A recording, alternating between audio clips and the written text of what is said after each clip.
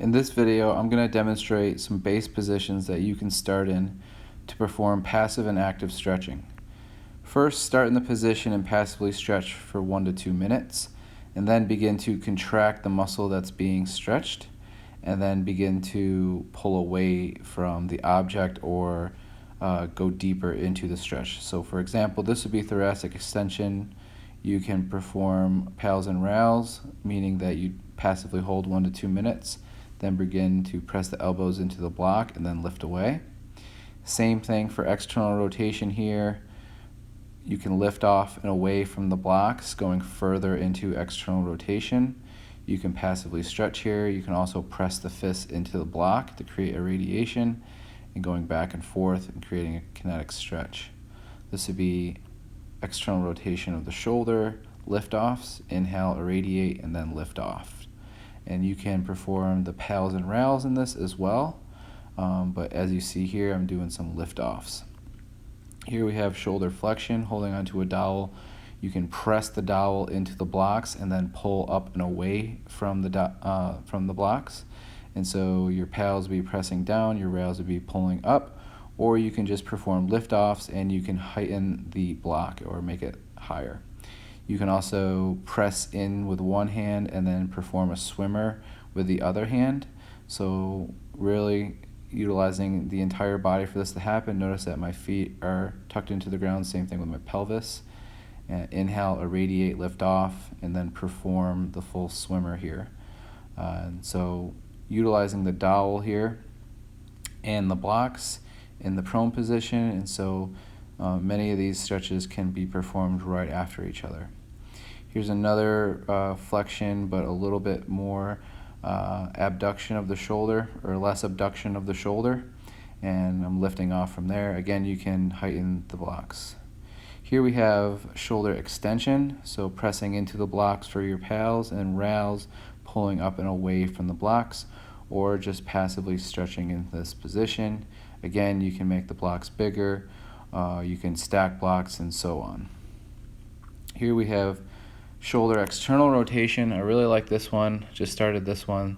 Stab the ground for your PAILs, RALs pull away from the ground, or loosen the grip and just try to go up the pole or the dowel. So you can passively stretch for a couple minutes, and then PAILs press down 0 to 100% of your safest effort for 30 seconds, and then RALs trying to lift up and away from the ground or slide the fingers up. Here we have internal rotation of the shoulder, utilizing both hands for irradiation, utilizing the block for support, and getting that L-shaped position. PAILs, you're going to actually pull up away from the ground, and then your RALs, you're going to go deeper into your stretch for that internal rotation of the shoulder. Okay, here we have thoracic extension, but we're also performing controlled articular rotations over the foam roller as a pivot point.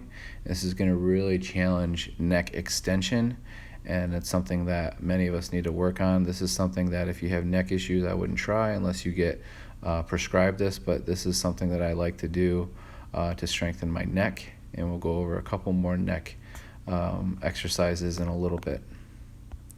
From here, you can perform thoracic extension, or maybe even getting into the lumbar region here, where we're going to go with PAILs and RALs. PAILs press into the rig, and then RALs go back and around the pivot point.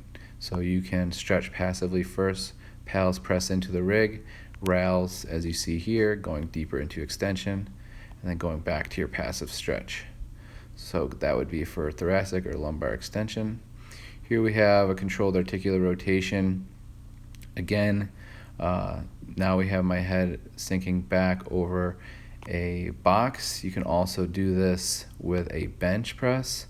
And again, if you have neck issues, I wouldn't try this unless you're with a doctor. Here we have neck extension, PAILs and RALs. So pressing forward from 0 to 30%, I wouldn't go any further, and then going further into extension for my PAILs and RALs here, or just doing positional isometrics, where I would just press in about 0 to 30% and then lay off. So I wouldn't really stress this too much. This would be more for fighters and people who wrestle, and also athletes who take head hits. and then trying to save your work with controlled articular rotations of the neck after all that is happening. So let's go to the lower body. Here we have passive range liftoffs.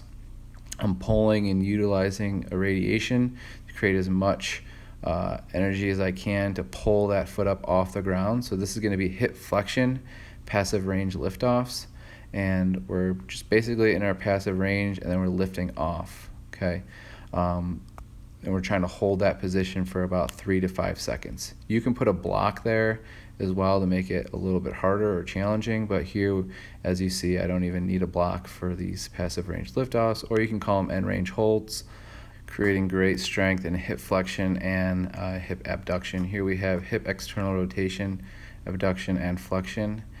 Going to the bear position, lifting off, and then pulling that foot toward the opposite shoulder. Really challenging when you press the hands into the ground as I'm doing, because it doesn't allow you to cheat. So pulling that foot up toward the opposite shoulder in that bear position, doing that unilaterally. From here we have our 90-90. We're performing RALs, or regressive angular load, in that front hip of external rotation. So just pulling that off the ground, take an inhale, irradiate, and lift off. Hold it for about 5 to 10 seconds, upwards to 30, to really get that deep active stretch. Here we have hip internal rotation of the trail leg in 90-90. Again, holding for about 5 to 10 seconds, inhale, irradiate, and lift off. Here we have hip abduction, passive range liftoff. You can, again, put a block there and lift off away from the block, or do what I'm doing and just lift off away from the ground. Remember, you utilize your whole body as you perform these contractions. If you look at my body placement, you see that my feet is tucked here. This is hip extension. I'm going to bend the knee, extend the hip, lift off, and then I'm going to abduct the hip, externally rotate, and slowly hover down. That's the goal here, to slowly hover down. Take a big inhale, irradiate, see how that feels in your hip. You can move it around a little bit. Inhale, irradiate, lift off, go back, and then you can perform the stretch on the other side. And I really love this one for hip extension. Here we have some lower back exercises coupled with some mobility for the shoulder. Here we have our swimmer hover, or I like to call this the breaststroke. If you've ever taken one of my classes before, really think this is a great exercise for the posterior chain. Here we have what I call the crossbow, just bending the elbows and knees at the same time. Here's a different version of the crossbow.